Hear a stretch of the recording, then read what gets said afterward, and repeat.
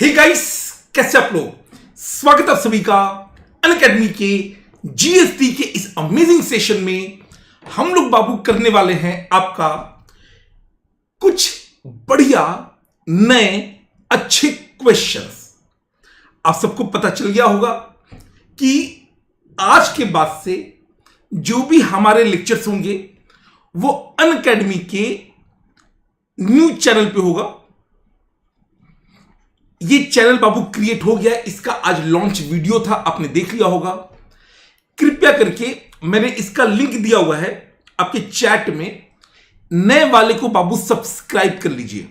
बच्चा बोला सर इससे क्या मिलेगा, हमें मिलेगा ना पूरा इनकम टैक्स का मैराथन। इनफैक्ट मेरे जितने भी कंटेंट है, पूरी योद्धा टीम की जो कंटेंट है, अब ये नए वाले चैनल पे ही आएगी। जो ये एग्जिस्टिंग चैनल है इसका ये लास्ट वीडियो है मेरी तरफ से इस पे। And let me tell you, जो नया चैनल है इस पे मैं कई सारे शॉर्ट्स भी लाऊंगा, शॉर्ट वीडियो भी लाऊंगा रिगार्डिंग जो भी मार्केट में या टैक्सेशन की दुनिया में हो रही है। चलिए अब सुनिए बाबू ध्यान से। आई बिलीव आप सारे बच्चों ने, अच्छा प्ले पर कंफर्म कीजिए आपने ये सब्सक्राइब कर लिया है ना सारे बच्चे। हाय खुशी, दुबे, हर्ष, अमृता, ओके, बंसी, मौसम, शाह, मनी, महाजन, थैंक्स बाबू। चलिए, आई होप आप लोगों ने अभी तक जीएसटी के अमेंडमेंट्स कर लिए होंगे। बाबू ये सब इंपॉर्टेंट सेशंस हैं। जीएसटी का आरटीपी कर लिया होगा। जीएसटी का जो एडिशनल क्वेश्चन है वो भी हम करेंगे, और मैं जीएसटी का मैराथन पहले ही दे चुका हूं, उसका आपको सब कुछ बता दिया गया है। आइए स्टार्ट करते हैं बिना टाइम को वेस्ट किए हुए। जितने भी सेशंस हैं we have to make sure कि हर सेशन से जितना हम टाइम लगा रहे हैं उसका वैल्यू एडिशन आपको उससे ज्यादा मिले। तो आप देखोगे अमेंडमेंट भी कई कई जगह 4-4 घंटे का अमेंडमेंट है, मैंने लेस देन 2 घंटे में बहुत डिटेल में करा दिया है। आरटीपी भी हमने बहुत डिटेल में डिस्कशन कराई है। और अब बारी है एडिशनल क्वेश्चन। इस क्वेश्चन में मैंने क्या किया है समझिए। आपका जो चालीसा है, चालीसा में तो सारी बातें हैं, ठीक है। दिव्यास्त्र में जितने भी क्वेश्चन पूछे गए हैं आईसीआई द्वारा वो सारे हैं। कुछ क्वेश्चन आईसीआई नया भी पूछा है, टफ नहीं है तो आसानी, बट नया है। तो मैंने वो सारे क्वेश्चंस आपको आईसीआई की वेबसाइट पे जाके डाउनलोड करने की जरूरत न पड़े, वो सब क्वेश्चंस मैंने स्टडी किया, रिव्यू किया। जो रिपीटेड क्वेश्चन से उनको छांट दिया, और जो नए क्वेश्चन है भले वो कितने भी आसान क्यों ना हो, कितने भी डायरेक्ट क्यों ना हो, अगर आईसीआई ने अपने आरटीपी, एमटीपी या पासवर्ड में पूछा है वो सब मैंने यहां पे डाल दिया है। इसमें मेन अट्रैक्शन होगा कि हम लोग आपका 7 क्वेश्चन आईटीसी का डिस्कस करेंगे, बाकी तो एकदम बच्चों वाले हैं। आइए स्टार्ट करें। सारे बच्चे विक्की भाई के नाम पे हाथ जोश। लेट्स सी, एक बार अपने दोस्तों को भी बता दीजिए कि बाबू सेशन स्टार्ट हो गया है और वो इसको ज्वाइन कर ले। लेट्स सी, पहला क्वेश्चन है। अब ये ना देखो, जो चैप्टर 1 है उसका वेटेज बाबू है 0 से लेकर 2 मार्क्स, ठीक है। अब इस पे आपको टाइम नहीं देना है, जितना क्लास में कराया गया मोर देन सफिशिएंट है। कभी कभी ऐसा क्वेश्चन आ सकता है 1-2 नंबर का उड़ता हुआ जो कि आपको नया दी जाए, जैसे नो एक्ट और proceeding of the GST Council shall be invalid merely by certain reason. What are they? अब ये क्वेश्चन बाबू उड़ता हुआ तीर है।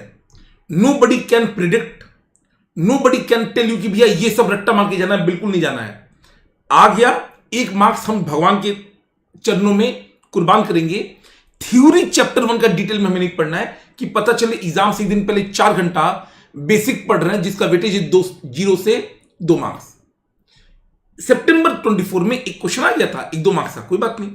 मैं वैसे बता देता हूं, हम सबको पता है कि सर, अच्छा, जब भी आपको ऐसा क्वेश्चन आए ना जिसका एग्जैक्ट आंसर नहीं पता है, तो आपके पास जितना नॉलेज है उस टॉपिक पे वो सब छाप दीजिए। जैसे ये बताया गया ना चालीसा में कि काउंसिल में 13 मेंबर्स होते हैं, एक यूनियन फाइनेंस मिनिस्टर, एक minister of state in charge of revenue and finance, then 28 states के 28 representatives and 3 UTs with legislature, उनके भी। इसमें बाबू कोरम होता है 1/2। अब क्वेश्चन ये है कि अगर मानिए कल को पता चले इन 33 मेंबर में से एक मेंबर का अपॉइंटमेंट इनवैलिड था, अब उससे कोई फर्क पड़ेगा क्या? अगर पता चले इस 33 मेंबर में एक बंदे ने रिजाइन मार दिया है, उसको रीअपॉइंट नहीं किया गया है, इससे फर्क नहीं पड़ता। अगर वोटिंग हो गया है देन जीएसटी काउंसिल का रिकमेंडेशन वैलिड है, तो no act of proceeding of the council shall be invalid merely by the reason of vacancy और डिफेक्ट इन द कॉन्स्टिट्यूशन। जो 33 मेंबर हैं उसमें कोई गड़बड़ी आ गई, किसी को अपने अपॉइंट किया, उसमें कोई डिफेक्ट था, इससे फर्क नहीं पड़ता है, या कोई प्रोसीजरल इरेगुलरिटी हो गई, इन सबसे फर्क नहीं पड़ता है। ये बाबू अगर दिव्यास्त्र में होगा तो मैं आपको क्यों कराऊंगा, ये दिव्यास्त्र के बाद वाला है। नेक्स्ट, ये क्वेश्चन बाबू रिपीट है, तो बच्चा बोला कि सर जब रिपीट है तो यहां पे क्यों डाले हो? कभी कभी ना आईसीआई सेक्शन खेलता है। अब आपको मैंने जब सेक्शन 7 कराया था तो मैंने बोला था कि 7(1)(b) होता है एक्सेप्शन टू रूल, कि सप्लाई होने के लिए आपका बिजनेस होना जरूरी है, और 7(1)(c) होता है एक्सेप्शन टू रूल, कि सप्लाई होने के लिए कंसीडरेशन जरूरी है। शेड्यूल 1 भी वही बोलता है। अब वो बता रहा है कि बताइए प्रोविजन, तो क्या मैं सीधा बोल सकता हूं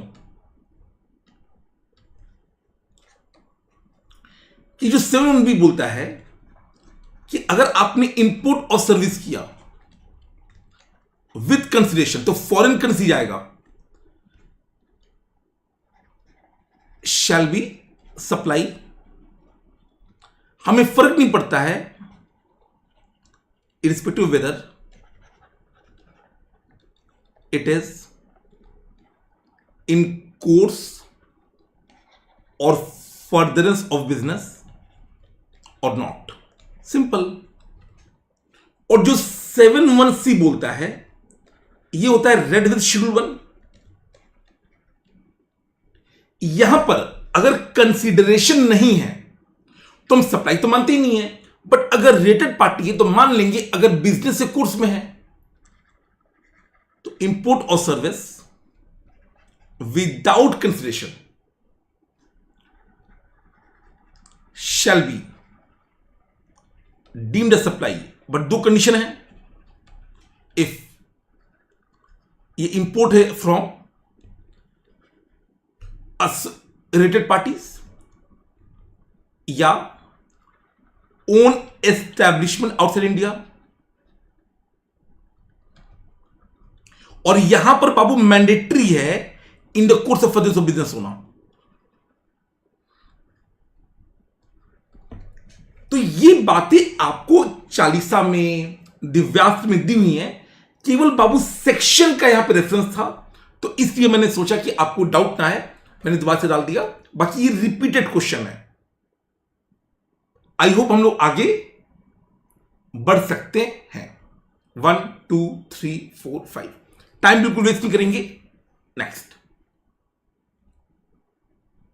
आइए, ये क्वेश्चन आपको मैंने बताया था। देखो मैं क्यों बोलता हूं कि भैया latest RTP, latest MTP and amendment करना बहुत जरूरी होता है, क्योंकि जब भी कोई क्लैरिफिकेशन आती है ना, उस पर क्वेश्चन आने का चांस बहुत बढ़ जाता है। अब आपको क्लास में ये टॉपिक बहुत डिटेल में कराया गया था। सिनेमा हॉल आप गए मूवी देखने, वहां पे पॉपकॉर्न मिल गया, उसका टैक्सेबिलिटी क्या होगा।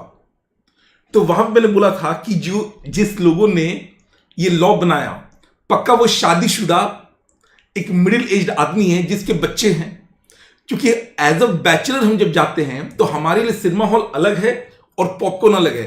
बैचलर छोड़ो, अनमैरिड लोग पॉपकॉर्न नहीं खरीदते हैं अगर अकेले जा रहे हैं दोस्तों के साथ जा रहे हैं। बट अगर बच्चे हैं तो बच्चों के लिए मूवी या तिल बेचने पॉपकॉर्न इज इंपॉर्टेंट।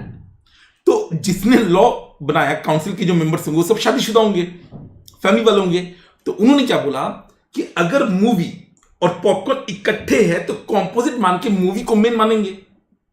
अब देखिए, गामा मल्टीप्लेक्स पंजाब में है, ऑफर दिया मूवी टिकट, केवल टिकट 200 लोगों ने। Okay, combo offer 200 for ticket and 150 for snacks. मैंने बोला था इसको कॉम्पोजिट मानना है, आपको मन कर सकता है मिक्स मानने का, बट मैंने आपको लॉजिक दे दिया था। और केवल स्नैक्स है तो केवल स्नैक्स है 250 रुपया। For the month of April gamma multiplex sold. अब अगर 10,000 टिकट कॉम्बो तो 10,000 टिकट है, रेट है बाबू कॉम्बो का 350 रुपया। रेट का लो, कॉम्बो में हम स्नैक्स से नहीं लेंगे, सिनेमा हॉल का लेंगे। 9% बेसिकली सीजीएसटी जीएसटी। ये 8A के चक्कर में कॉम्पोजिट सप्लाई जो 250 टिकट ओनली है, तो 2500 टिकट 200 रुपया, और टिकट का भी रेट वो 9%। और अगर स्नैक्स ओनली है तो 1000 टिकट, स्नैक्स 250 रुपए का है, एंड यहां पे 2.5%। तो आई बिलीव ये बात एकदम क्लियर है। अब आप खुद से देखो, मैं यहां पर ना आपको अंडरलाइन कराने नहीं आया हूं, मैं ये चाहता हूं कि आप जितने समय मेरे साथ रहें केवल ट्रिकी पॉइंट समझे, क्वेश्चन को समझे, बाकी आप घर पे रीड करें। ये बात हमेशा याद रखिए, सेल्फ स्टडी बाबू गारंटीड सबसे इंपॉर्टेंट है। मैं केवल आपको हाईलाइट कर दूंगा, समझ लीजिए, लिख लीजिए, एंड उसके बाद से एक बार रीड कर लीजिएगा। नेक्स्ट, प्लेस ऑफ सप्लाई में क्वेश्चंस बहुत सारे हैं, ये बट बहुत ही डायरेक्ट क्वेश्चन है। तो बच्चा बोला सर क्यों डाले हो, मैं कह तो ना हूं, इस पीडीएफ को बनाने का वही मकसद है कि भले क्वेश्चन डायरेक्ट हो, बट अगर वो नया है तो मैं डाल दूंगा। तो आप ये क्वेश्चन रीड करोगे ना, ये वेरी वेरी सिंपल है, वेरी वेरी इजी है। तो उसमें मेरा रोल बिल्कुल नहीं पड़ेगा, मेरा रोल पड़ेगा आईटीसी वाले में। तो ये आप खुद से रीड कर लीजिएगा। 2 वाला भी बहुत आसान है, very very easy, very very easy. ये सब ना बाबू बहुत ज्यादा आसान है। हाँ, 4th वाला भी आसान है, बट चलो ये फिर भी मैं करा देता हूं। बाबू ऐड आ रहा है तो उसमें मैं कुछ कर नहीं पाऊंगा, वो बैकेंड टीम का है। आइए, मिस्टर बिंदुसार। अच्छा, जब भी बाबू क्वेश्चन आए, मैं एक रिक्वेस्ट कर रहा हूं, मुझसे बहुत गलतियां हुई हैं, प्लीज वो मत कीजिएगा। रिक्वायरमेंट पढ़िए बाबू, रिक्वायरमेंट कहीं पे ना दिमाग में कहीं बसा लीजिए, लिख दीजिए हर जगह। रिक्वायरमेंट पहले पढ़ेंगे, स्पेशली अगर क्वेश्चन थोड़ा बड़ा है। Determine the place of supply. Okay, Bindusar is an employ in Galgotia sons working at Mumbai office. Mister Bindusar is unregistered under GST. Okay, his family is located in Bareilly, Uttar Pradesh. Son requires a laptop. तो बेटे भाई को laptop चाहिए, urgently चाहिए भाई को। Mister Bindusara places order, ये Amazon की बातें हो रही है, for supply of laptop off latest configuration. Deliver करना है रेजिडेंशियल एड्रेस उत्तर प्रदेश में। Bindusara while placing the order on the e-commerce provide the billing address Maharashtra. सुनिए, अगर ई कॉमर्स ऑपरेटर है और रजिस्टर्ड रेसिपिएंट है,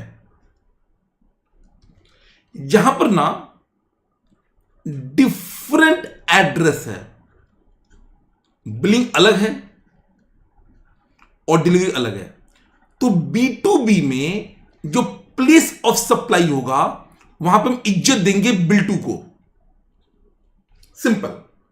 बट अगर यही ईसीओ है और अनरजिस्टर्ड पर्सन है, इनफैक्ट अभी जो मैंने अमेंडमेंट क्लास कराया, मैंने उसमें भी बाबू हाईलाइट किया था कि जितने भी ऑनलाइन आप शॉपिंग कर रहे हो, गेमिंग, ओटीटी, न्यूज़पेपर या ईसीओ, हर जगह इनकी जिम्मेदारी है कि वो अनरजिस्टर्ड रेसिपिएंट का स्टेट का नाम लिखे। अब यहां पर अगर डिफरेंट एड्रेस है तो सरकार बोलता है ना, चूंकि आप अनरजिस्टर्ड हो, आपका बिलिंग को हम उतना इज्जत नहीं देंगे। यहां पे अगर अलग अलग है तो हम प्लेस ऑफ सप्लाई करेंगे डिलीवरी एड्रेस।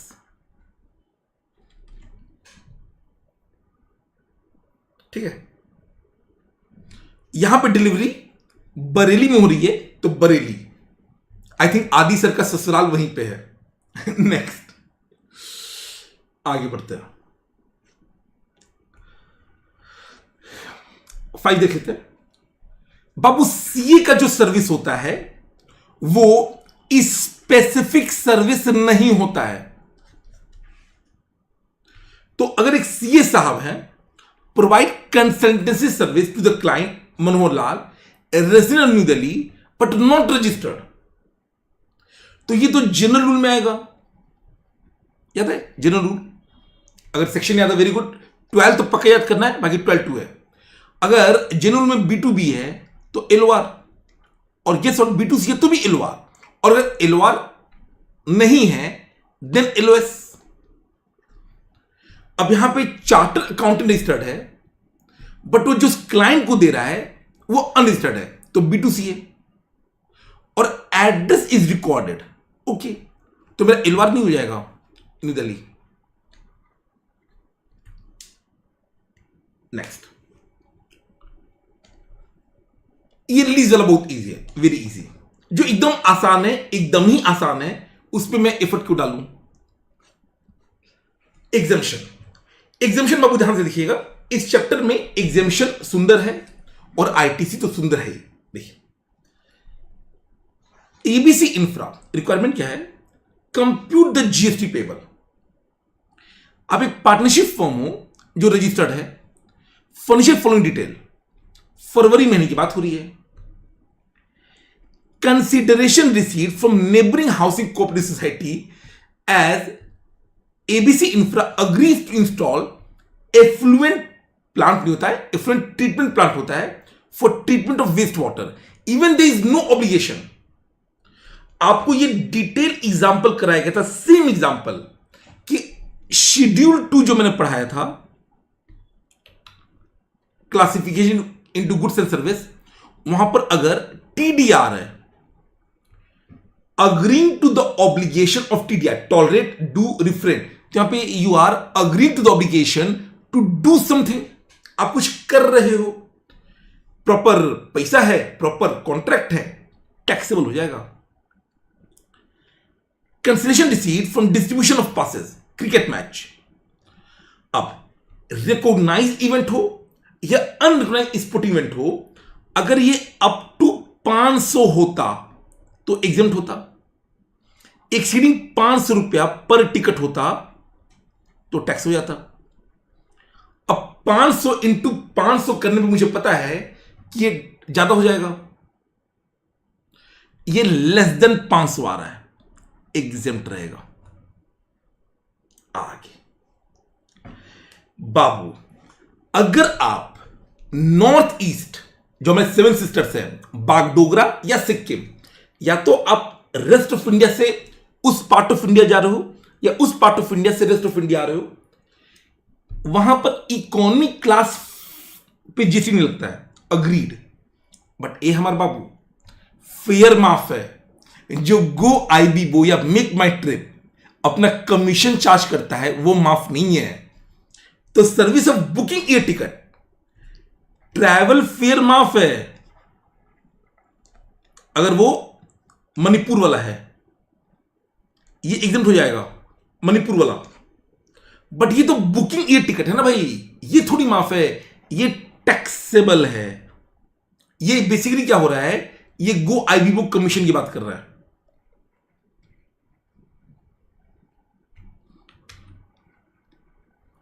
जहां भी आपसे गलती हुआ उसको मार्क कर लीजिए। मेरे हिसाब से थर्ड में कुछ बच्चे गलती की होंगे, मार्क कर लीजिएगा।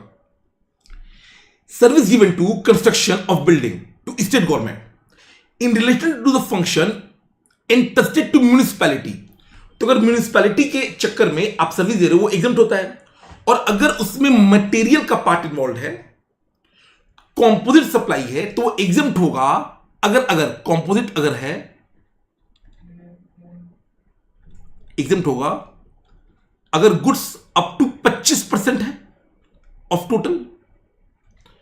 अब मटेरियल है 279 विच इज इंक्लूडेड। अब आप मुझे बताइए 279 375 डिवाइडेड बाई 820, ये आपका एक्सीडिंग 25% है बाबू, टैक्स हो जाएगा। आई होप आपको ये सारी बातें समझ में आ गई होंगी। प्रेजेंटेशन आप देख लीजिएगा, क्लास में सबने करा दिया है, उसको रिपीट। बाबू एक सेकेंड, क्या मुझे अब फिर से आपको प्रेजेंटेशन सिखाने की जरूरत है? How to solve question.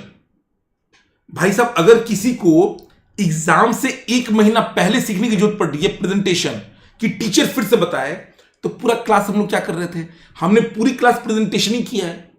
तो अभी आप प्रैक्टिस प्रेजेंटेशन के लिए करेंगे, बाकी फोकस एडजस्टमेंट पे करेंगे। नेक्स्ट, ये भी बच्चों वाला है। डिटरमाइन द टैक्सेबिलिटी और द अदरवाइज। रेलवे पार्ट्स में post office and railway taxable होता है, बट याद है ना, पक्का आरसीबी टू इंडिविजुअल एग्जेम्प्ट होता है। सब पक्का आरसीबी क्या होता है? Platform ticket, retiring room, waiting room, cloak room सामान रखने के लिए, एंड बैटरी ऑपरेटेड व्हीकल। तो क्लोक रूम पैसेंजर, बाबू देख लेना, टू इंडिविजुअल है, एग्जाम्प्ट है।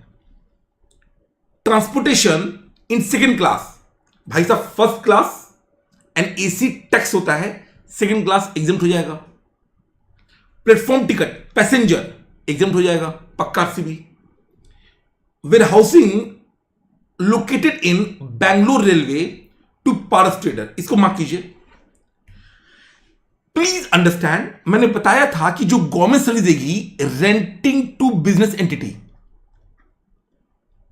अब ये फॉरवर्ड भी हो सकता है और ये आरसीएम भी हो सकता है अगर इमोल प्रॉपर्टी है एंड रजिस्टर्ड रिसिपिएंट है।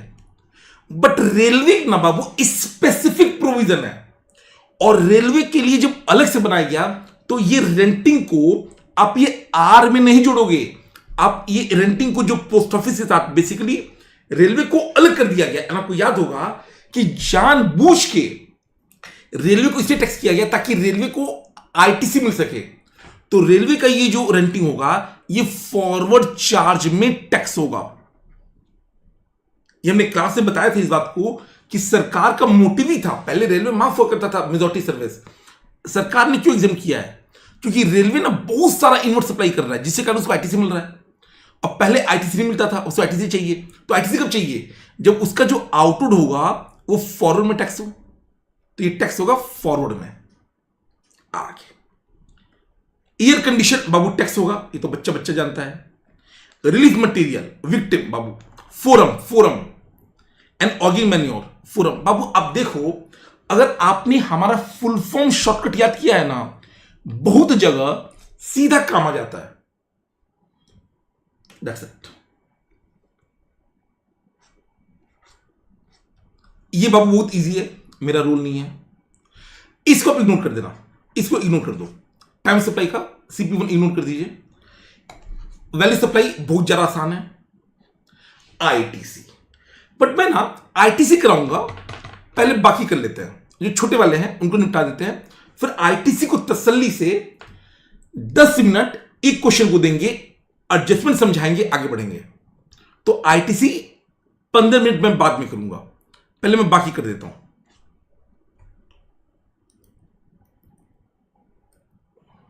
आज ही करेंगे, थोड़ी देर बाद। आइए,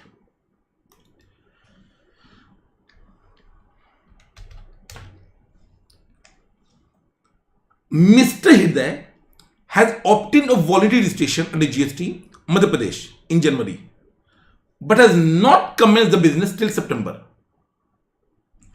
जनवरी का बच्चा सितंबर तक नहीं किया है, ये क्या है? सिर्फ तो 9 महीने का गैप है, ये तो बहुत ज्यादा हो गया। In October the proper officer issue the show notice to him for cancellation registration. आपको पता है कि अगर आप वॉलंटरी रजिस्ट्रेशन हो एंड आपने 6 मंथ तक बिजनेस कमेंस नहीं किया है तो ये पीओ के लिए एक ग्राउंड हो जाता है फॉर कैंसिलेशन अंडर सेक्शन 29।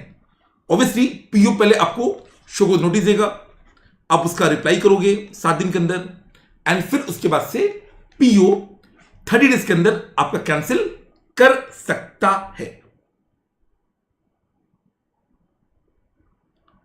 आगे सितंबर में कॉलेज एग्जाम है, क्या करें भाई? देख लो, सीए करना है कि बीकॉम करना है। अगर रेगुलर कॉलेज है तो फिर सितंबर का एग्जाम दो। जिन भी बच्चों का अगर कोई एग्जाम क्लैश कर रहा है, अगर आप रेगुलर कॉलेज वाले हो, आपका कॉलेज का रेपुटेशन है, गो फॉर बीकॉम।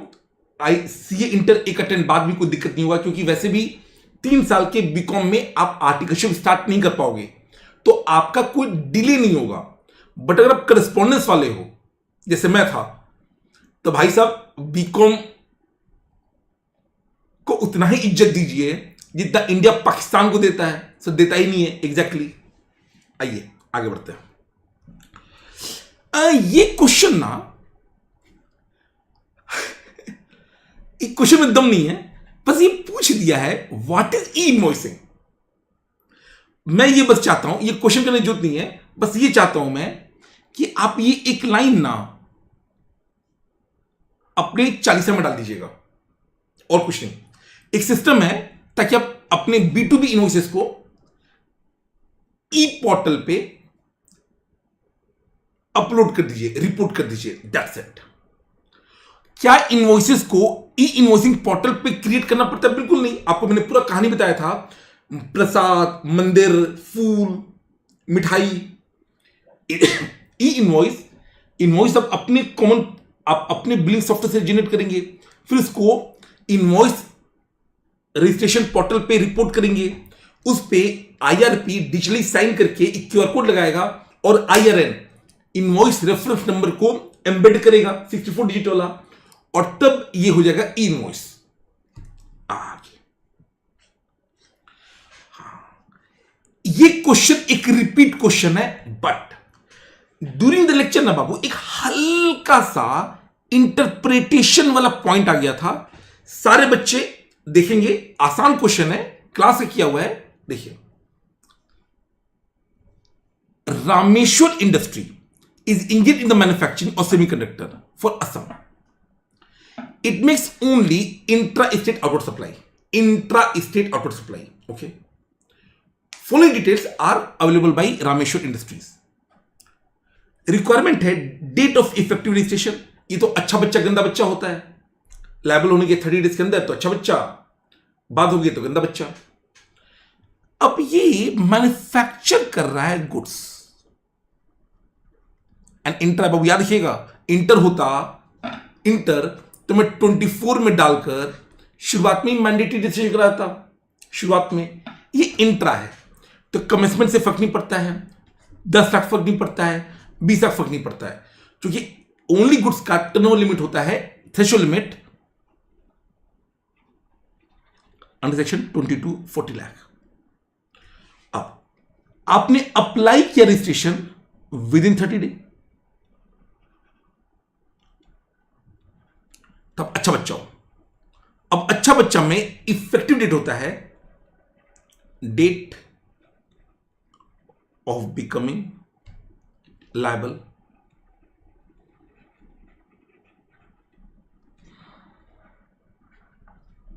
तो ये तो हो जाएगा बाबू चुपचाप 28 अप्रैल। ग्रांट हुआ है 29 मई, period for which the tax invoice can be issued, revise वाला।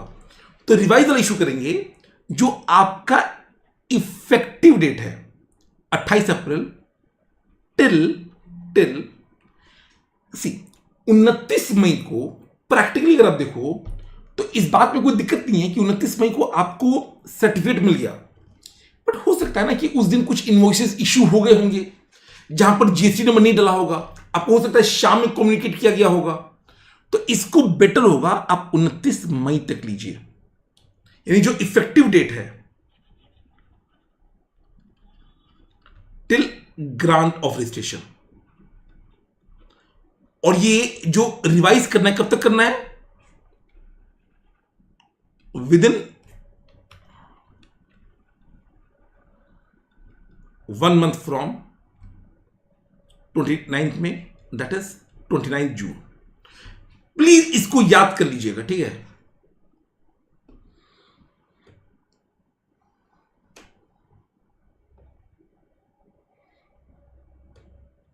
हाँ जी, विद इन 1 month है बाबू, विद इन 1 month।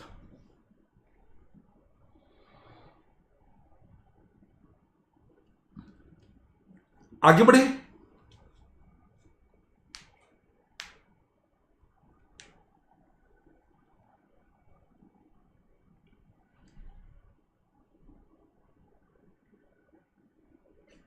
नेक्स्ट भाई साहब, ये इजी क्वेश्चन है, डायरेक्ट क्वेश्चन है, मेरे लायक नहीं है।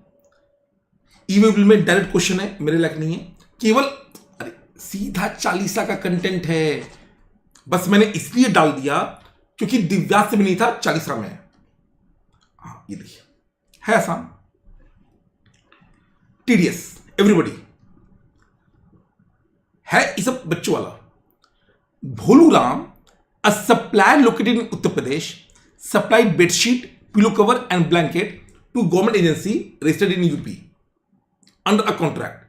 तो सरकार को आप सप्लाई कर रहे हो, तो भोलू भाई रजिस्टर्ड है और ये सरकार को सर्विस दे रहा है, गुड दे रहा है।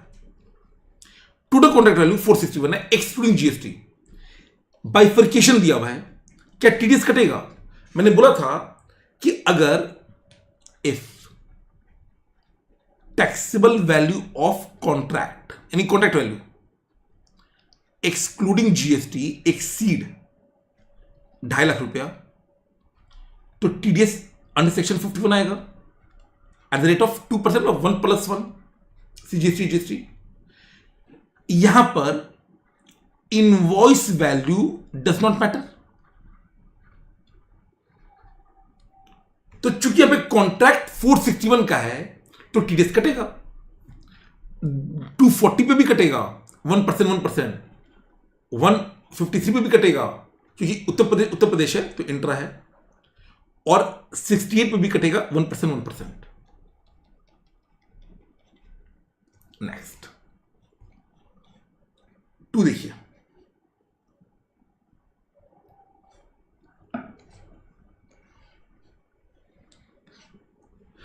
Mohan a registered person is Salem Tamil Nadu mix intra state supply of goods.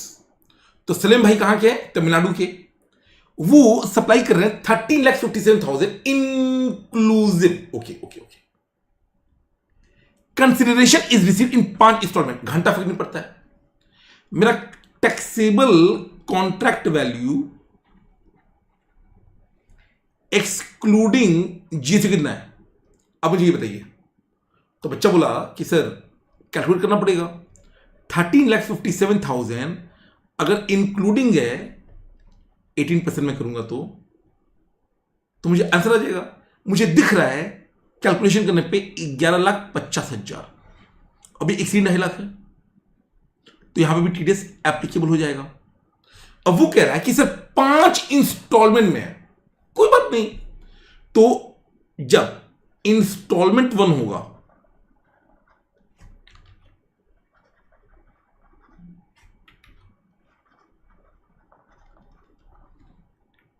तो 11,50,000। इसका अब देख लो, इंटर है कि इंट्रा है। आप तमिलनाडु के हो, यहां पे कुछ दिया नहीं है तो मैं क्या मानूं?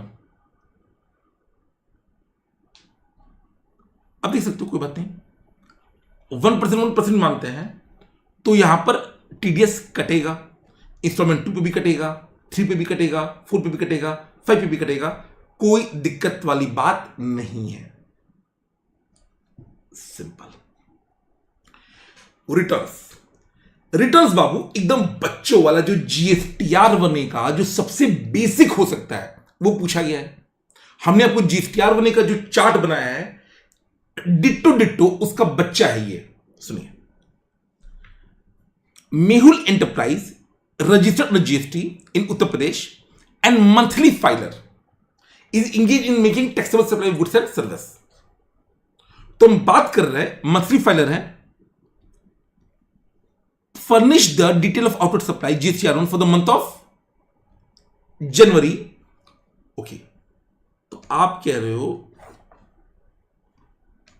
कि रेलेवेंट मंथ जनवरी है, 11 फरवरी को आपने फाइल किया है GSTR1, वेरी गुड। ऑन 14 फरवरी the accountant notice that one invoice issued to Vaishali, जो गुजरात में है, for supply of goods 1 lakh रुपया pertain to January has been inadvertently missed to be declared in GSTR1 furnished for January। अब ये ज्ञान आपको कब आ गया? ये आपको गलती पकड़ी गई 14 फरवरी को। अब पहले क्या ऑप्शन था कि GSTR1 चला गया, गलती हो गई, तो जब फरवरी महीने का GSTR1 जाएगा तो वहां पे अमेंडमेंट टेबल का इस्तेमाल करके हम रेक्टिफाई करें, ये ऑप्शन अभी भी है। बट अगर आप अगले मंथ के अमेंडमेंट टेबल का इस्तेमाल करके रेक्टिफाई करेंगे तो अंडर सेक्शन 50 आपको इंटरेस्ट वगैरह पे करना पड़ेगा। तो गवर्नमेंट ने एक आपको लॉलीपॉप दिया, एक ऑल्टरनेटिव दिया कि एक जीएसटीआर बनने का ऑप्शन आ गया। जीएसटीआर बनने का मेन मोटिव ही होता है कि वो करंट टैक्स पीरियड की गलती सुधारता है, पुराना नहीं। कि जो भी ओमिशंस हैं, मिस्टेक्स हैं, बट याद रखिएगा ये जीएसटीआईएन ऑफ रेसिपिएंट सुधार सकता है क्या? अगर आपने रेसिपिएंट का जीएसटीआईएन चेंज करना, वो नहीं सुधार सकता है। ओमिशन मिस्टेक सुधार सकता है। सर इसका ड्यू डेट क्या है? जीएसटीआर बने का कोई ड्यू डेट होता ही नहीं है। जीएसटीआर बने प्रकट होता है, प्रकट। सर कब प्रकट होता है? Later of due date of filing GSTR1 and actual date. और सर ये गायब हो जाता है। सर गायब कब होता है? ये गायब होता है GSTR3B फाइल करने पर। तो इस दौरान जो भी आपको गलती हुआ है आप अपने GSTR1 से रेक्टिफाई कर सकते हो। इसमें मजा ये है कि अगर आपने रेक्टिफाई कर दिया तो जो उसकी टैक्स लायबिलिटी है वो तो सेम टैक्स पीरियड में इंपैक्ट हो जाएगा। तो अगर मानिए जनवरी का मंथ है, रेलेवेंट मंथ, अब अगर आप GSTR1 यूज करोगे तो ये ना इंपैक्ट करेगा tax liability of supplier of same month. तो जो आपका GSTR3B है ना, वहां पर उसका इंपैक्ट होता जाएगा। तो अगर आपने 11 फरवरी को फाइल किया GSTR1, 20 फरवरी को आप फाइल करो GSTR3B, तो बीच में आपने 1A फाइल किया तो इस 1A का इंपैक्ट 20 फरवरी को आ जाएगा। बट ये 1A आपका रिसिपिएंट का ITC GSTR2B भी इंपैक्ट करेगा। तो ये चचा जी जब इंपैक्ट करने जाएंगे, impact GSTR2B of recipient, problem क्या है कि जनवरी महीने का जो GSTR2B था वो तो जा चुका है। तो ये होगा of next month, that is February, which will be available to recipient up to 14 March. I believe इसमें किसी को डाउट नहीं है, बहुत ही तरीके से ये सब आपको समझा दिया गया था। और इसी के साथ आपका, अच्छा ये इजी है, मेरे लायक नहीं है, ये ऐसा ही का है, बट आप रीड कर लेना। चले आईटीसी पे। बच्चा बोला सर ऑलमोस्ट अगर आप देखोगे तो अभी 40 मिनट हुआ है इस सेशन को स्टार्ट हुए आपको कंफर्ट नहीं मिल गया कि 40 मिनट डिवोट करने के बाद अब आपको पुराना कोई भी आरटीपी एमटीपी पास्ट ईयर नहीं देखना है जो बाकी बच्चे डाउनलोड करके चेक करेंगे और अमेंडमेंट का भी चिंता करेंगे। ये सब अमेंडेड है। अब हम करेंगे अगला 1 घंटा मोटा मोटा कंप्लीट आईटीसी। 8 क्वेश्चन है, इसमें से 2 क्वेश्चन ऐसे जो मेरे लायक नहीं है, मतलब जिसमें मुझे कुछ भी नहीं करना है। कुछ क्वेश्चन है जिसके एडजस्टमेंट्स में मैं टाइम दूंगा, डोंट वरी। आइए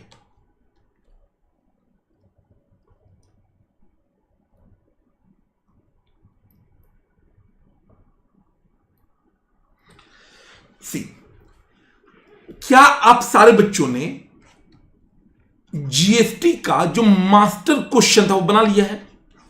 अगर नहीं बनाया तो भी आप बना लेना। उस मास्टर क्वेश्चन को मैंने इसके 2 क्वेश्चन को मर्ज किया था, 2-3 क्वेश्चन को। उसमें मेन क्वेश्चन इसी पे था, क्राफ्ट मॉडल वाला। तो ये हम लोग करा चुके हैं। इसमें ना शायद एक गलती हुई है, शायद वो चेक कर लीजिएगा, एक बार इसको रीड कीजिएगा। सुनिए, मैंने बताया था कि एक होता है transport service versus renting service. बेटा हमने क्लास के दौरान इसको बहुत बार डिफरेंशिएशन करवाया है कि ट्रांसपोर्ट सर्विस में जो सप्लायर होता है ना, उसका कंट्रोल रहता है। शेड्यूल, गाड़ी कहां रुकेगा, कहां पे आपको खाना खाना है, वो सब सप्लायर डिसाइड करता है, रूट एंड शेड्यूल। रेंटिंग का मतलब होता है कि भैया गाड़ी मैंने ले लिया, अब सप्लायर भाई तुम पैसा लो और साइड हटो। यहां पर रेसिपिएंट के पास कंट्रोल होता है। मैं कभी भी जब घूमने जाता हूं तो मैं रेंटिंग करता हूं, ट्रांसपोर्ट नहीं करता हूं, क्योंकि मम्मी पापा रहते हैं, मानो बेटी है, वाइफ है, तो ट्रांसपोर्ट से हम लोग ऊपर उठकर सीधे गाड़ी ही ले लेते हैं। यहां पे कंट्रोल मेरा होता है। अगर एक जीटीए अनरजिस्टर्ड इंडिविजुअल सीटीपी या सरकार को ट्रांसपोर्ट सर्विस देगा तो एग्जम्प्ट होगा, इसमें दो राय नहीं है। दूसरा, अगर एक जीटीए हायरिंग ऑफ ट्रक करेगा वो भी एग्जम्प्ट होगा, इसमें कोई शक नहीं है। अगर एक स्टेट गवर्नमेंट हायरिंग कर रही है ऑफ पैसेंजर व्हीकल, बट कैसा, एक्सीडिंग 12 कैपेसिटी वाला, या लोकल अथॉरिटी अगर हायरिंग कर रही है इलेक्ट्रिक व्हीकल एक्सीडिंग 12 वाला, तो ये सब एग्जम्प्ट है। मेरा क्वेश्चन ये है कि अगर मानिए गवर्नमेंट हायरिंग ऑफ ट्रक करे तो क्या होगा?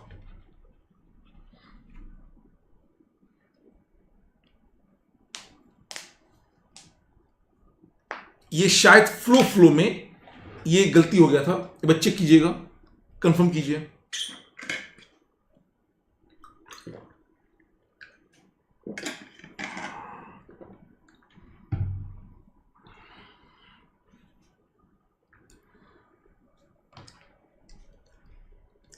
टैक्स होगा,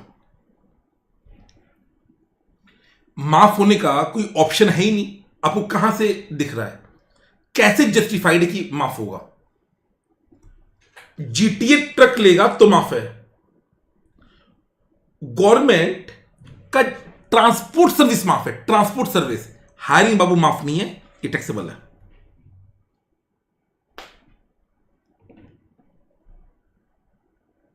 ठीक है, ये वाला।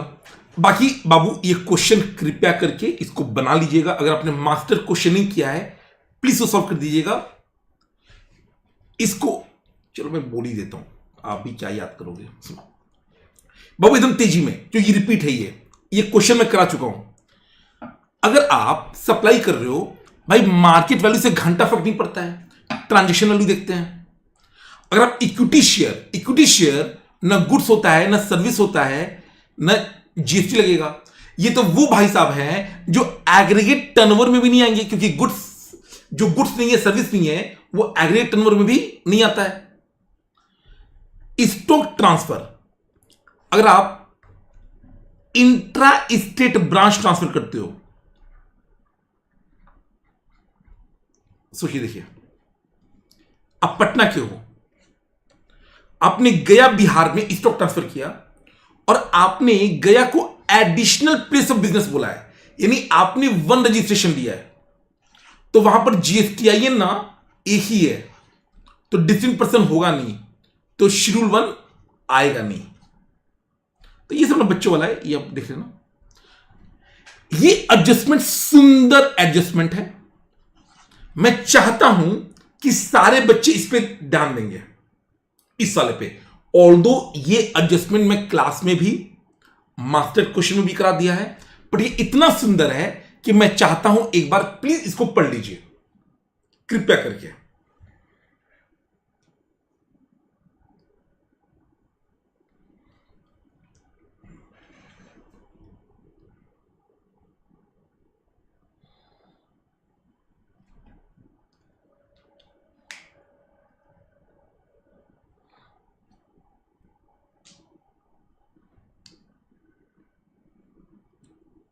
चलिए आइए, let's see. During the course of arranging and filing document, the accountant of the company observed that the invoice of 30,000 excluding tax 2 दिसंबर वाला was omitted to be recorded in the books of account and no payment was made till the end of January. Okay, this invoice was issued by Rahul Ketu of Patna, from whom Craft Model has taken cars on rent. Okay, जब भी आप question बनाएंगे, craft model Patna,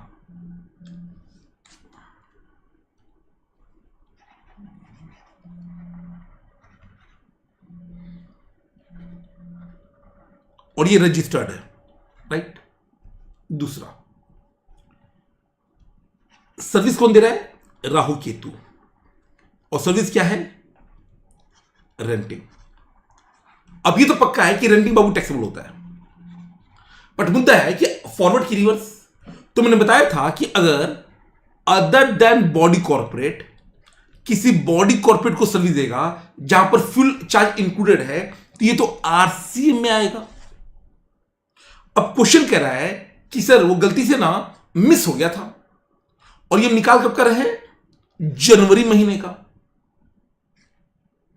अब सोचिए, देखिए, जनवरी महीने का, but ये इनवॉइस है 2 दिसंबर का, तो क्या मुझे टाइम सप्लाई निकालना चाहिए? तो ये हमारे लिए रेलेवेंट है जनवरी का महीना।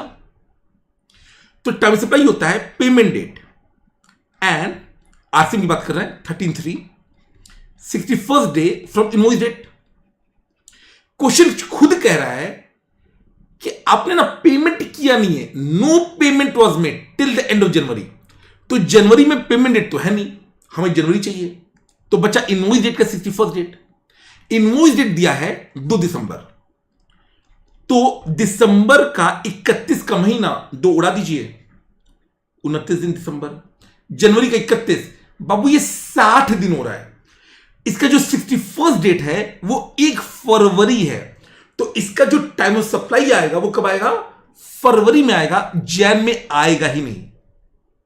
एक बात और याद रखिएगा कि जनवरी में तो इसका कोई ट्रीटमेंट होगा नहीं, ट्रीटमेंट होगा फरवरी में, आरसी में फंसेगा। तो ये tax payable by craft model in month of February under RCM. बट बाबू ये भी याद रखिएगा, आईटीसी नहीं मिलेगा बेटा आपको, क्योंकि आपने अगर छोटी कार ली है तो उसका इस्तेमाल क्या कर रहे हो? वो ब्लॉक्ड होता है, तो ये 17.5 में ब्लॉक्ड भी है।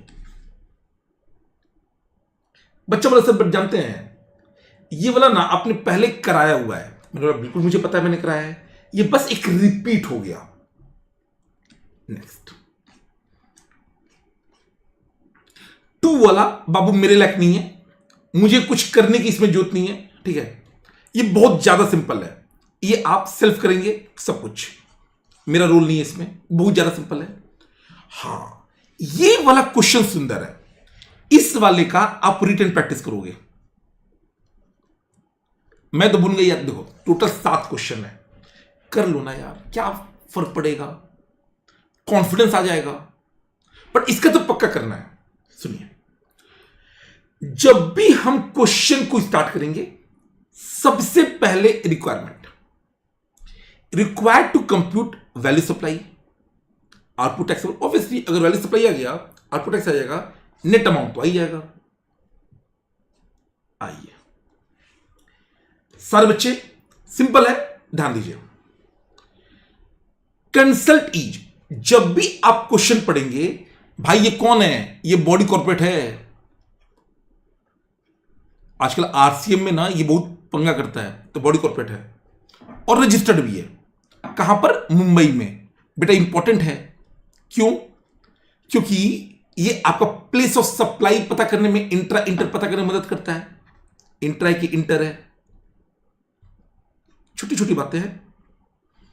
बच्चा बोला सर हम तो स्टार्ट ही करते हैं एडजस्टमेंट से, बहुत बढ़िया, इसीलिए एग्जाम में बाबू मार्क्स नहीं आता है, क्योंकि सिली मिस्टेक हो जाता है।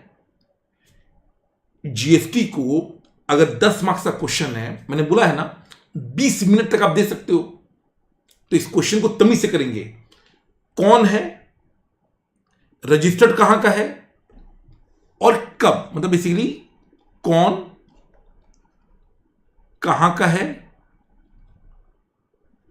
कब पता करना है, अक्टूबर का। Okay. Consult service of market analysis provided consultancy to XYZ limited और रजिस्टर्ड क्लाइंट इन तमिलनाडु। भाई साहब ये कह रहा है इंटर स्टेट, अगर नहीं भी होता तो मुझे पता होता कि अगर कंसल्टिंग सर्विस है तो वहां पर B2B में इट विल बी तमिलनाडु, बेसिकली LOR। तो ये इंटर है, 4.5 lakh. Additionally the company paid an amount of 4500 as professional tax applicable in state of Maharashtra as per requirement of local state. The amount of professional tax was recovered. बाबू चुपचाप जब value of supply निकालेंगे, total amount charge, तो आपने कितना charge किया? 4.5 लाख तो किया ही किया, प्लस 4500 भी किया, तो टोटल आ गया 4,54,500। और बगल में ना लिख दीजिए ये आउटवर्ड है, टैक्स है, फॉरवर्ड है और इंटर है। इतना बात, एक adjustment. Next, digital marketing service for launch event. आप सभी दे रहे हो, digital marketing for an upcoming project mister A Rajasthan who is unregistered. बेटा अनरजिस्टर्ड है। The agreed fee for the set service is 3 lakh. Out of the agreed fee an amount of 25,000 is incurred by mister A. The company was liable to pay same in relation to the supply. Okay, फिर से बोलते हैं। The agreed fee is 3 lakh रुपया। Out of the agreed fee an amount of 25,000 was incurred by recipient. The company was liable to pay the same in relation to supply and net payment received by the company was 275. तो आपको कितना पैसा मिला? 275 मिला amount received. But अगर recipient makes payment to third party in relation to supply, in that scenario वो भी तो ऐड करेंगे, 3 लाख आ जाएगा। ये भी आउटवर्ड है, फॉरवर्ड है, ठीक है। यहां पर ना इवेंट का पता नहीं है, यहां पर इवेंट का भी पता है नहीं, कोई बात नहीं, देखा जाएगा। Travelling payment for the team, the employ incurred. मैंने बताया था कि जब आप ऑडिट करने भी जाओगे तो आप अपना आउट ऑफ पॉकेट एक्सपेंस, खाने का, पीने का, ट्रैवलिंग का, होटल का रिकवर करते हो। amount of 50,000 on travel to Kolkata for client project and claim the reimbursement of the same. As per the policy, company charged expense from client on actual basis. इससे फर्क नहीं पड़ता है। क्या कंपनी ने पैसा चार्ज किया? यस। क्या अमाउंट चार्ज है before supply with respect to supply? Answer is yes. अब वो एक्चुअल पे कि नहीं उससे मुझे फर्क नहीं पड़ता है। चार्ज किया गया ना, 50,000 आपका ऐड होगा। सिंपल। डिस्काउंट पास्ट, ये माइनस हो सकता है। Post supply discount was offered 50,000 against a supply for which invoice issued in September. हम अक्टूबर का निकाल रहे हैं, सितंबर में सप्लाई हुआ था। कस्टमर ने आईटीसी रिवर्स नहीं किया है। अगर कस्टमर ने आईटीसी रिवर्स नहीं किया है तो इसका हम रिड्यूस नहीं करेंगे, क्योंकि पोस्ट सप्लाई डिस्काउंट तभी माइनस होता है अगर 3 कंडीशन है। Post supply discount shall be reduce from the value supply of the supplier provided 3 condition are fulfilled. Recipient ITC reverse करेगा। This post supply discount is as per the agreement that existed at the time of supply. और आपको invoice पता हो कहां से invoice discount चाहिए, तो ये डिस्काउंट तो नहीं मिलेगा। Recovery of late fee, company received 1 lakh as late fee for delay in the payment, जो कि जून में हो गया था। अब यहां पे भाई 2 पॉइंट है। हम लोग all the amount are exclusive. बेटा जरा तेज नहीं, आपको मैंने बोला था कि 1 लाख को इंक्लूसिव मानते हैं। जब क्वेश्चन कह रहा है एक्सक्लूसिव है तो एक्सक्लूसिव है। अच्छा समझ लो ना, हम रिकवर कर रहे हैं, यानी हम सप्लायर है। Purchase of car, a car was purchase in the name of company director 17.5। Inward है बट आईटीसी नहीं मिलेगा। इंश्योरेंस सर्विस जब मेन सामान ही खराब है, गंदा बच्चा, तो इंश्योरेंस का भी नहीं मिलेगा। भाई एक्सेप्शन तो मेरा फॉल कर नहीं रहा है। आप एक नॉर्मल कंपनी हो, सर्विस कंपनी, आपको गाड़ी अगर अप टू 13 सीटिंग कैपेसिटी है, इन एलिजिबल व्हीकल, उसका आईटीसी मिलता है। आप एक्सेप्शन में भी नहीं फॉल कर रहे हो। Procurement of service, the company received intensive supply of service for business purpose 45,000। The set credit was not restricted, तो ये इनवर्ड है जिसका आईटीसी मिल जाएगा। And last, sponsorship, the company in sponsored a event when it paid. याद रखिएगा, आप एक company हो, आप पे कर रहे हो टू द इवेंट ऑर्गेनाइजर। जो इवेंट ऑर्गेनाइजर है वो सप्लायर है। अब यहां पर ना एक बढ़िया अजम्पशन डालना पड़ेगा। अगर अजम्पशन है, आपको पता है कि अमेंडमेंट आ चुका है, recipient company firm LLP, event organiser जो सप्लायर है, अगर आप ये मानते हो कि वो अदर देन बॉडी कॉर्पोरेट है तो आरसीएम आ जाएगा। जो other than body corporate to body corporate. और अगर आप सप्लायर को बॉडी कॉर्पोरेट मान लेते हो तो फॉरवर्ड चार्ज आ जाएगा। आपको जो मन करे आप वो मान लीजिएगा, गलती नहीं होगा। मैं तो बोलूंगा अदर देन बॉडी कॉर्पोरेट मान के काम चलाइए। खुशी बाबू आप उल्टा बोल रहे हो। अदर देन बॉडी कॉर्पोरेट में आरसीएम होगा, ठीक है। वो छोटा हो गया ना भाई, अदर देन बॉडी कॉर्पोरेट का मतलब हुआ छोटा बंदा, तो हम उससे नहीं लेंगे, रिसिपिएंट से ले लेंगे। Anybody any doubt?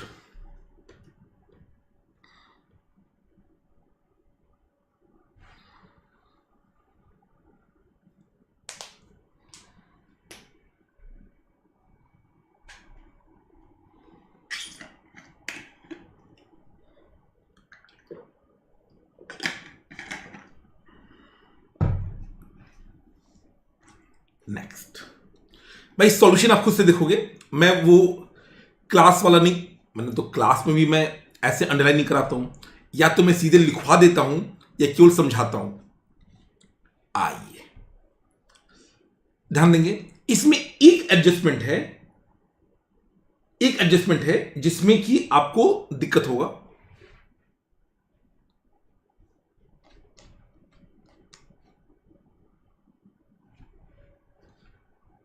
भाई सारे वो कह रहे हैं ना कि सारे एक्सक्लूसिव है, तो हम सब पे जीएसटी लगाएंगे, सिंपल। आइए CP number 4 DEF, again company है, बॉडी कॉर्पोरेट है,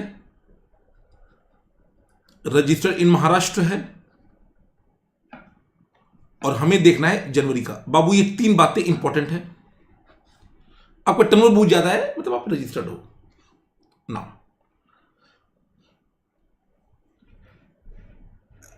मैं सारे कराऊं क्या? चलो कर लेते, कोई बात नहीं। अगर इंट्रा स्टेट है तो आउटवर्ड हो जाएगा, टैक्स हो जाएगा, सीजीएसटी जीएसटी। ये थोड़ा सा ना कंफ्यूजिंग होगा, सुनिएगा ध्यान से। आपको बताया गया था कि अगर agreeing to obligation of TDR है तो वहां पर सेपरेट कॉन्ट्रैक्ट होना चाहिए या एग्रीमेंट, प्लस सेपरेट कंसिडरेशन होना चाहिए।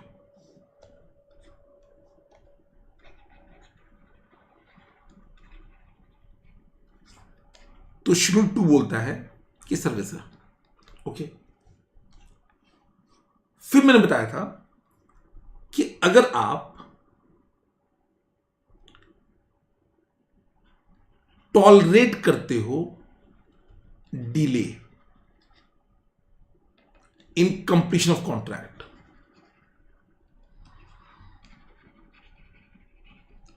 और इसके बदले में आपको रिसीट हो जाता है लेट फी, तो value of supply under section 15 में इसको हम ऐड कर देते हैं। बट अगर ये रिसीट बाय गवर्नमेंट है तो हम एग्जाम कर देते हैं। आपको एग्जांपल दिया गया था, उत्तर प्रदेश गवर्नमेंट, जो सितंबर वाले बच्चे हैं प्लीज ध्यान सुनिएगा। अभी एक इसका लाइव एग्जांपल आया था मेरे सामने।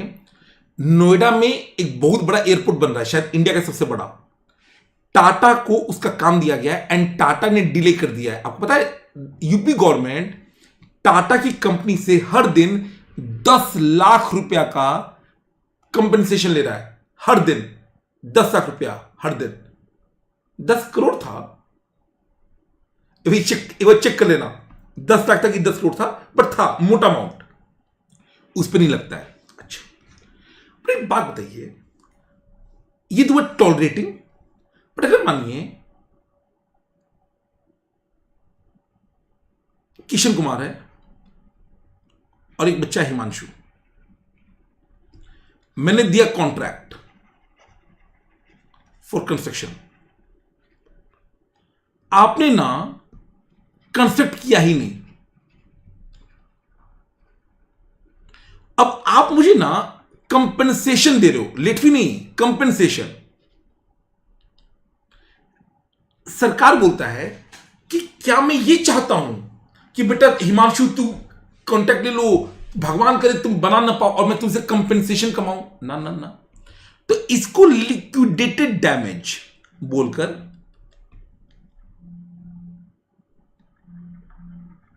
लिक्विडेटेड डैमेज बोला गया है, और ये बाबू यहां पर सप्लाई नहीं माना जाएगा, क्योंकि इसको ना हम टॉलरेट नहीं मानते हैं। हम ये मानते हैं कि भैया ये तो मेरा जो लॉस हुआ उसकी भरपाई है, जो मेरा लॉस उसकी भरपाई है, हम बर्दाश्त नहीं कर रहे हैं। इनफैक्ट हम बर्दाश्त नहीं कर रहे हैं इसलिए पैसा ले रहे हैं। जब आपको अंतिम के 2 लेक्चर कराए गए थे वहां पे लिक्विडेटेड डैमेज आपको समझाया गया था, ये वो वाला पॉइंट है, ठीक है। तो दिस इज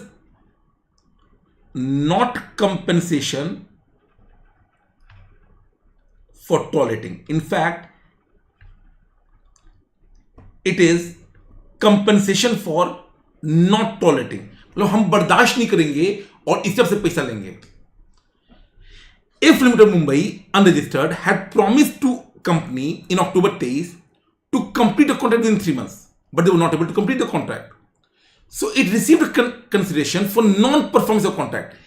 ये अगर डिले इन पेमेंट होता ना तो फिर भी समझ में आता, बट ये डिले नहीं है, ये आपने काम ही नहीं किया, तो सरकार बोलता है कि इसको हम सप्लाई नहीं मानेंगे. ये एक तरह से लिक्विडेटेड डैमेज है, इसको सप्लाई नहीं मानेंगे. तो ये एक तो हाईलाइट कर लीजिएगा. इसके बाद ये वाला मैंने अभी कराया, service of booking of flight ticket. ये गो आईबीबो वाला काम है, गो आईबीबो वाला.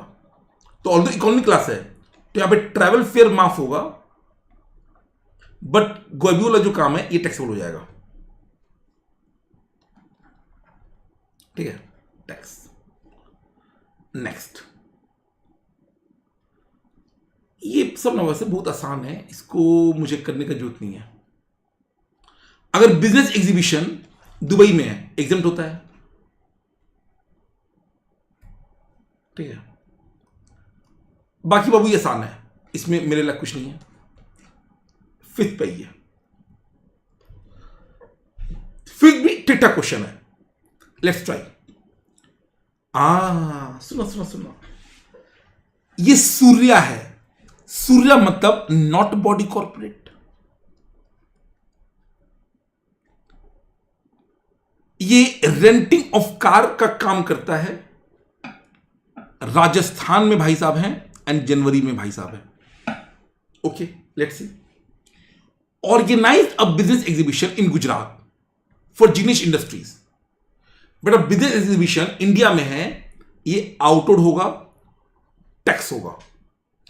बाहर होता तो माफ होता. अच्छा, इसका प्लेस सप्लाई क्या होगा? क्योंकि जिग्नेश इंडस्ट्रीज रजिस्टर्ड है तो B2B होगा, LOR गुजरात. तो ये इंटर भी है. आगे, provided accommodation service to 10 CA का बच्चा originally from outside Rajasthan in hostel Surya home. तो भाई साहब ने एक अपना पीजी खोल लिया है, बहुत पैसा है पीजी खोलने में. आगे बढ़ते हैं. अब वैसे तो ये माफ हो सकता है कब? अगर ये अप टू 20,000 पर मेंबर पर मंथ होता तो, और 90 दिन.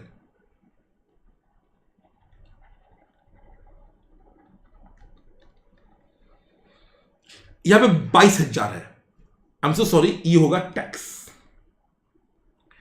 और चूंकि ये रियल इस्टेट वाला है, रियल इस्टेट राजस्थान में है, इंट्रा है. Perform the Carnatic music to promote a brand. Brand में बाबू पक्का टैक्स होगा, पक्का टैक्स होगा. और कहां पे हो रहा है? राजस्थान में हो रहा है, इंट्रा है. Intra state service provided as a business correspondent of money money bank in Rajasthan Jaipur branch. बाबू कम से कम ऐसे क्वेश्चन हमने कई बार किए हैं कि अगर बिजनेस फैसिलिटेटर होता रूरल एरिया में एग्जेम्प्ट होता, अर्बन में होता आरसी में होता. बट बिजनेस करस्पॉन्डेंट अगर रूरल में है एग्जेम्प्ट है, अर्बन में है फॉरवर्ड चार्ज है. और अगर एजेंट ऑफ बिजनेस करस्पॉन्डेंट देगा तो आरसीएम है. तो यहां पर आप बिजनेस करस्पॉन्डेंट हो. और जयपुर बाबू एक बढ़िया शहर है, इनफैक्ट इंडिया में सबसे बड़े में नाम नहीं आएगा, बट टॉप को छोड़ दो 8-10 को, जयपुर भाई, उसके बाद तुत आएगा, बड़ा शहर है. ये आपका आउटवर्ड होगा, टैक्स होगा, ऑब्वियसली फॉरवर्ड चार्ज में होगा, और इंट्रा है obviously. Next,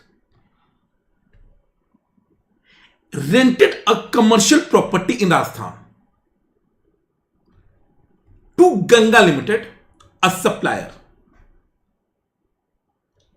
Surya is a director of Ganga Limited. तो सूर्या भाई जो डायरेक्टर हैं वो अपनी ही कंपनी को सर्विस दे रहे हैं। बच्चा बोला सर डायरेक्टर है आरसीएम, ये हमारे बाबू। आपको मैंने बताया था कि डायरेक्टर अगर एम्प्लॉय है तब तो जीएसटी लगता नहीं है। अगर डायरेक्टर अपने ही कंपनी को सर्विस देगा in the capacity of a director, director वाली काम, तो आरसीएम है। बट अगर पर्सनल कैपेसिटी में देगा, रेंटिंग डाटा काम थोड़ी है, ये पर्सनल नेचर का है, तो ये आपका फॉरवर्ड नहीं जाएगा, outward, forward, intra. Next, again sponsorship बाबू सबको याद रहेगा।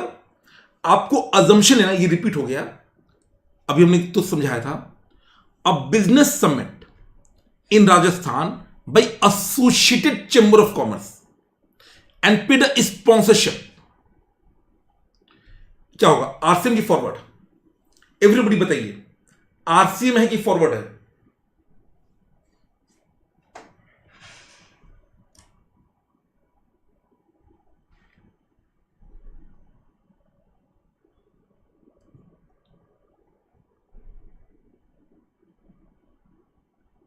मैं ये मानता हूं कि जो एसोसिएटेड चेंबर है ये अदर देन बॉडी कॉर्पोरेट है।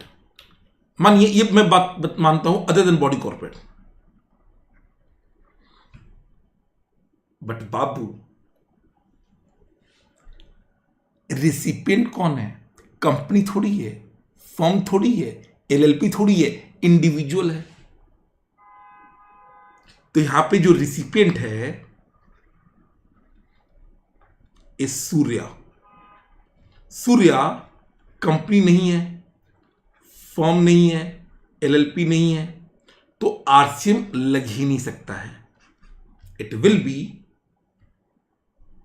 Inward supply but forward charge के अंदर। इनवर्ड है, फॉरवर्ड है। आगे ये सप्लायर नहीं है, इनवर्ड है। बाबू प्लीज वो गलती मत करना, जो पैसा पे करता है वो रिसिपिएंट होता है। Received the service of transportation by road, ये रिपीट हो रहा है, ये इनवर्ड है, आरसीएम है, उस पर मैं टाइम नहीं दूंगा। टेकन कार और rental basis from Ajay limited, so rental है, आरसीएम ना ना ना ना ना ना। अगर other than body corporate to body corporate होता तो आरसीएम होता। यहां पर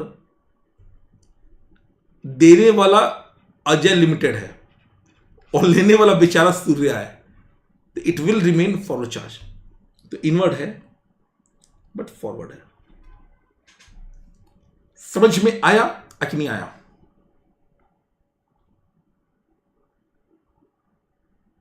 ठीक है भाई, देखो कल आपका कोई क्लास नहीं है, इनकम टैक्स परसों स्टार्ट होगा। आपको लगता नहीं है कि इनमें से कुछ क्वेश्चन आपको बना लेने चाहिए? डीईएफ वाला, क्राफ्ट मॉडल वाला,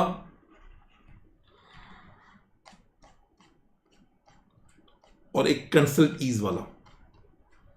अभी तक ये जो 3 क्वेश्चन है कंसल्ट ईज, ये तीनों तो पक्का बना लीजिएगा।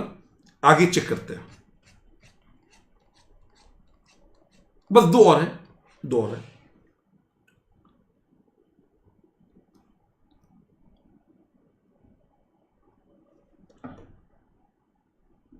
इसमें ना एक सेकेंड मैं चेक कर लेता हूं कि मेरे लायक है कि नहीं।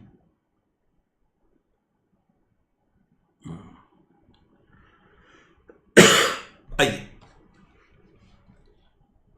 Popli and company, a partnership firm, registered supplier under GST in Bhopal. Firm है, मध्य प्रदेश है, एंड अक्टूबर है। ओके बाबू, स्पॉन्सरशिप सर्विस तो आपको लगता नहीं है अब रट्टा मार हो गया है? प्रोवाइडेड स्पॉन्सरशिप सर्विस टू, अच्छा यहां पर ये भाई साहब दे रहे हैं, तो पोपली भाई साहब स्पॉन्सरशिप सर्विस दे रहे हैं किसको? प्रोप्राइटर को, तो ये आरसीएम तो हो ही नहीं सकता है, वहां पे तो कंपनी फॉर्म एलपी होना चाहिए। तो ये आउटवर्ड है बट फॉरवर्ड है, और मध्य प्रदेश है तो ये इंट्रा है। दूसरा, provided service of processing tomato into ketchup and packaging. Okay, तो आउटवर्ड है, फॉरवर्ड है, और ये भी इंट्रा है, मध्य प्रदेश की बात हो रही है। ये देखिए, rent paid to a residential dwelling for running an office. ओ ओ ओ ओ ओ ओ ओ ओ ओ ओ ओ सर ये क्या होगा? Rent paid to residential dwelling taken for running an office for providing DSA service. अगर आपको थोड़ा भी याद आ रहा हो तो रेंटिंग में अगर रेसिडेंशियल प्रॉपर्टी है और ये रजिस्टर रेसिपिएंट को आप दे रहे हो, तो पर्पस से फर्क नहीं पड़ता है, इट विल बी आरसीएम। नहीं सत्यम बाबू, आपका आंसर सही है बट लॉजिक गलत है। रजिस्टर्ड रेसिपिएंट है, इट विल बी आरसीएम, मुझे फर्क नहीं पड़ता कि वह पर्पस क्या है। अगर अनरजिस्टर्ड रेसिपिएंट होता, अब चेक करना पड़ेगा कि अगर रेसिडेंशियल यूज करोगे तो एग्जाम कर देंगे, और अगर कमर्शियल यूज करोगे तो फॉरवर्ड चार्ज में आ जाएगा। यहां पर ये जो केस है कि जो रेसिपिएंट है वो रजिस्टर्ड है, तो आप इसका कुछ भी इस्तेमाल करते, इट विल बी आरसीएम। याद रहेगा, हम सबको पता है कि आरसीएम का 3 इंपैक्ट पड़ता है। जो सबसे पहले हम कंप्यूटेशन ऑफ टोटल टैक्स करते हैं, वहां पे आउटवर्ड फॉरवर्ड का निकालने के बाद आरसीएम ऐड करते हैं, आईटीसी में ऐड करते हैं, और जब थर्ड स्टेप पे नेट निकालते हैं तो जब net outward tax payable in E cash आता है उसमें भी ऐड करते हैं। Next, I hope Babu third में किसी को डाउट नहीं है। डाउट होगा तो चैट बॉक्स में डाल दीजिएगा, सिंपल है। Purchase a car for official use, 17.5 inward है बट आईटीसी नहीं मिलेगा। Availed information technology service for the business from partners friend mister Kevin located in Melbourne Australia. Mister Williamson refuse to take any consideration. भगवान ऐसा partner सबको दे। अच्छा, partner का भी दोस्त, अब सुनो, ये है import of service without consideration. Market value को हम इज्जत नहीं देते हैं। अब बच्चा बोला सर इंपोर्ट ऑफ सर्विस आज ही तो पढ़ा है, अभी रिवाइज कराया था, अभी कहां गया भाई? Import of service without consideration, इसको हम सप्लाई तब मानेंगे अगर इंपोर्ट है बिजनेस में फ्रॉम रिलेटेड पार्टी। मेरे पार्टनर का मित्र मेरा नॉट रिलेटेड पार्टी है,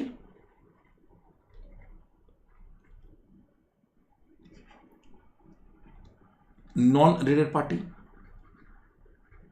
तो ये शेड्यूल 1 में नहीं आएगा, ये सप्लाई नहीं है। ठीक है। And provided training and performance appraisal in Bhopal. Okay, तो ट्रेनिंग अप्रेजल में प्लेस ऑफ सप्लाई की बात होगी।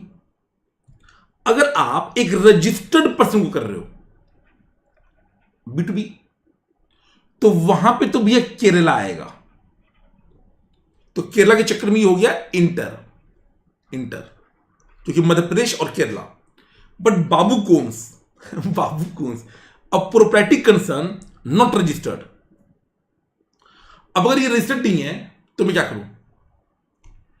B2C हो जाएगा।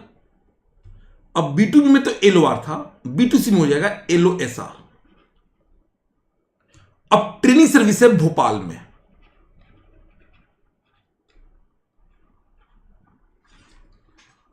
समझ में आया कि नहीं आया?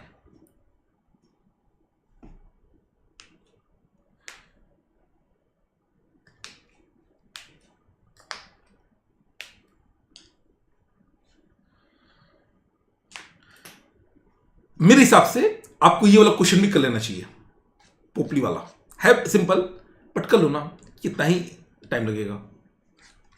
बच्चा बोला सर अब टोटल क्वेश्चन हो गया 4, बस एक और है वो भी कर लेना।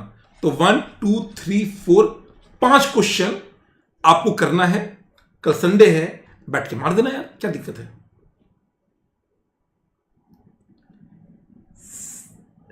अगला क्वेश्चन, इसमें कुछ भी नया नहीं है एक्सेप्ट एक पॉइंट,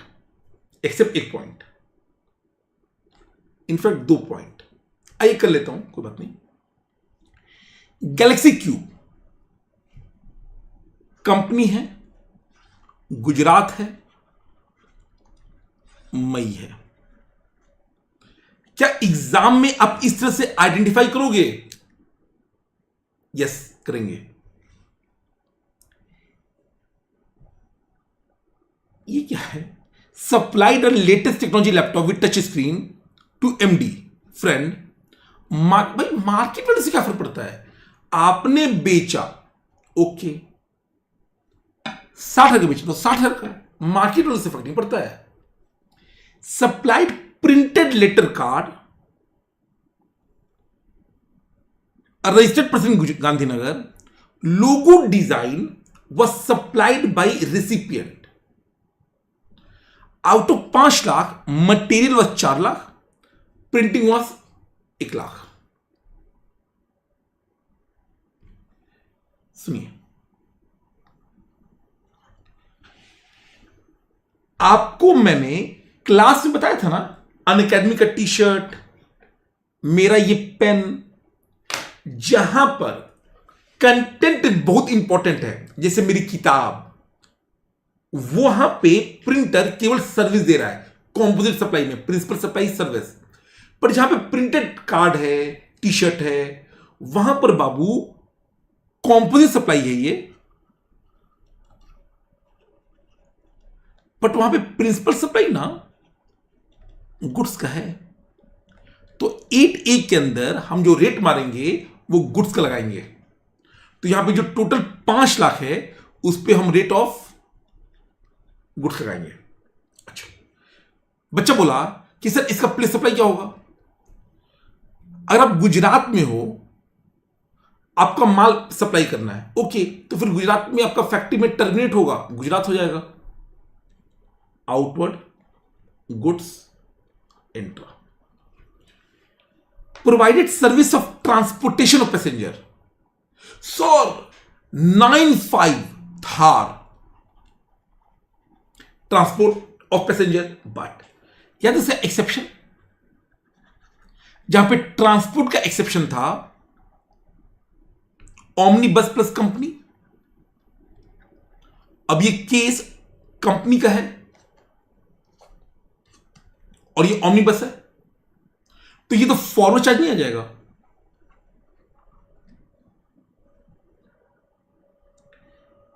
केटिंग, ये तो पता नहीं घिसा पिटा क्वेश्चन है।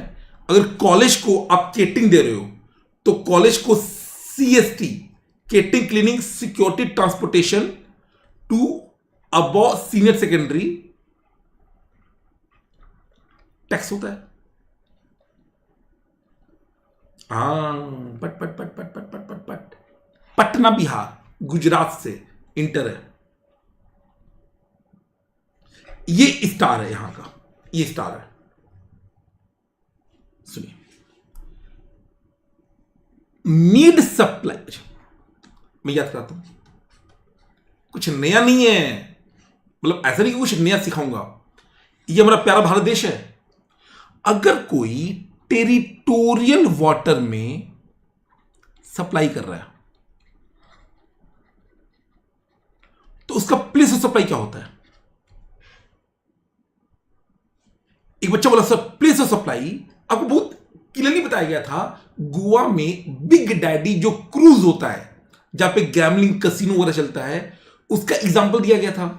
तो इसका होता है वो स्टेट या यूटी जो नियरेस्ट कोस्ट लाइन पे हो। क्या यहां पर आप एलवार चेक करोगे क्या? ना ना ना ना ना ना ना ना ना, प्रॉपर जो नियरेस्ट कोस्ट लाइन है made a supply of goods in the territorial water to blue water. तो ये जो सप्लायर है वो तो गुजरात का है, पुलिस सप्लाई की बात करेंगे। Blue water registered in the state of Maharashtra. Such place of territorial water at a distance of 5 nautical mile to the base line of Gujarat and 7 nautical mile to the coast line of Maharashtra.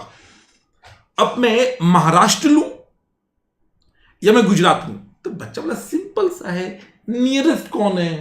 Nearest Gujarat है, तो गुजरात लेंगे। Intra.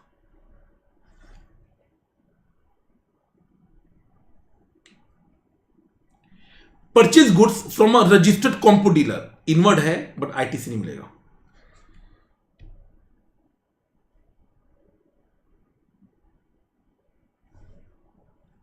Next,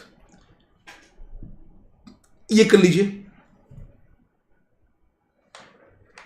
इससे बढ़िया question मैंने ऊपर करा दिया है, बट ये भी करा देता हूं, सुनिए। During the course of filing invoices accountant identified N invoice 31 मार्च का। ओके, तो इनवॉइस डेट है 31 मार्च का। Issued by Mahajan whose residential house was taken on rent for the MD of the company for the residential use. Okay. Renting residential, but लिया किसने है? Registered person. अब वो उसमें रहे, खाए, पिए, बिजनेस करे, क्या फर्क पड़ता है? It will B RCM. बच्चा बोला सर हमें पता नहीं क्यों याद आ रहा है कि आपने कुछ बोला था पर्सनल कैपेसिटी।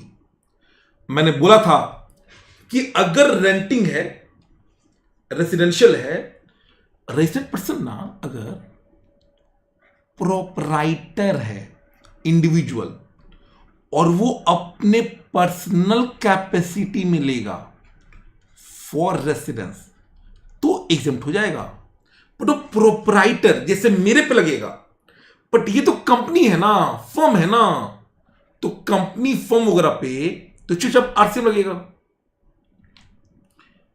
यहां पर issued by Mahajan, residential house was taken on rent for MD. Purpose matter नहीं करता है, यूज मैटर नहीं करता है, क्योंकि यहां पर renting of residential to registered recipient है, सका बोलता है आरसीएम। अब प्रॉब्लम क्या है कि आपने रिकॉर्ड नहीं किया। इसका मंथ कौन सा है हमारा? मई का महीना है, तो टाइम सप्लाई निकालेंगे। No payment has been made, तो टाइम सप्लाई होगा payment date and 61st day from invoice date. मार्च का एक दिन, 31 मार्च का है तो एक दिन ले लेंगे। इनफैक्ट एक दिन भी नहीं लेंगे, अगर मार्च 31 तारीख है तो हम अगले दिन लेते हैं, तो अप्रैल 30 दिन, मई 31 डे, तो इसका टाइम सप्लाई आएगा 31 मई। तो ये आपका आरसीएम में आ जाएगा, तो ये इनवर्ड होगा और आरसीएम होगा, मई में होगा।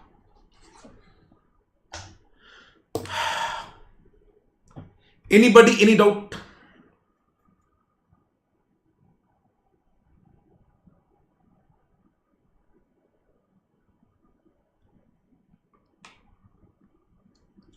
और इसी के साथ आपका ये सारा हो गया।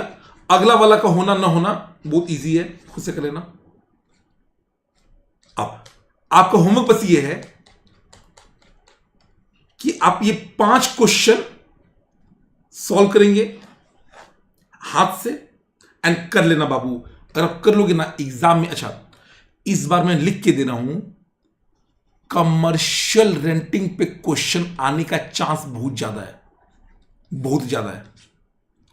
जो इस बार का अमेंडमेंट सेशन हुआ है, प्लीज उससे क्वेश्चन आएगा कम से कम 4-5 मार्क्स का सीधा, तो उसको मिसअप मत कीजिएगा। 5 क्वेश्चन का प्रैक्टिस कर लीजिएगा।